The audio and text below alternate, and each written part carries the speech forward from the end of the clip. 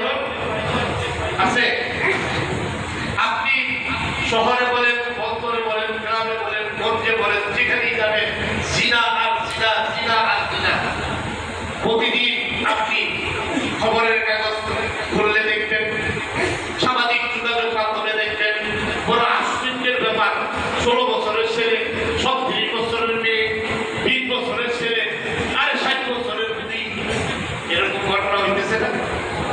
4 জনের মা 20 বছরের পোলার সাথে ছেলে মেয়ে রেখা, সে সংসার দিয়া, স্বামী দিয়া, এরপরে চলে যেতেছে। হচ্ছে কি হচ্ছে না? এটা কারণটা কি? এই কারণ হইল এই যে আশা,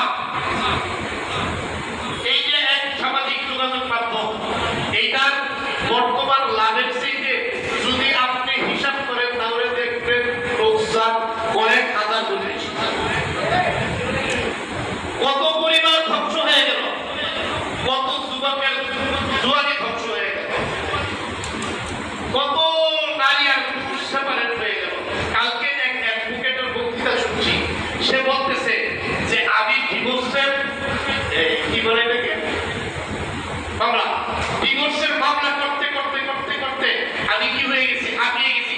এখন যদি কোনোটা ডিভোর্সের জন্য আসে সোজা ধব করে দিল। এরকম কথা বলতেছিল একজন অ্যাডভোকেট, মহিলা অ্যাডভোকেট। আমাদের সমাজের অবস্থা তাই না?